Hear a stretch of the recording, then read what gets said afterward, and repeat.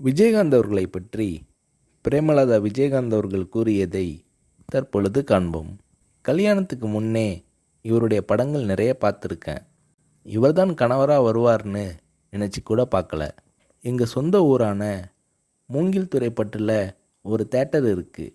அங்கே இவருடைய படங்கள் அதிகமாக ஓடும். புது படமானாலும் பழைய படமானாலும் கூட்டம் அதிகமாக இருக்கும். எங்கள் ஊரில் இவருக்கு நிறைய ரசிகர்கள் இருக்காங்க. இவரது பிறந்த நாளில் நற்பணி செய்ய நான் கூட நிதி கொடுத்திருக்கிறேன். இவர்தான் என் வருங்கால கணவர்னு தெரிகிறதுக்கு முன் நடந்தது இது.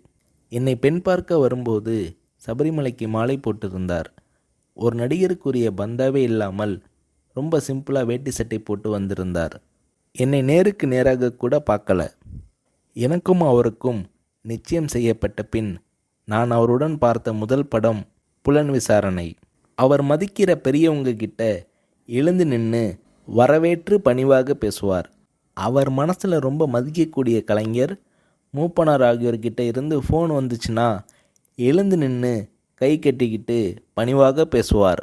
என்னை பிரேமான்னு அன்பாக கூப்பிடுவார். அன்பான கணவர், நல்ல பிள்ளைகள், ஒரு பெண்ணுக்கு இதைவிட பெருசாக என்ன வேணும் என பூரிக்கிறார் திருமதி பிரேமலதா விஜயகாந்த் அவர்கள்.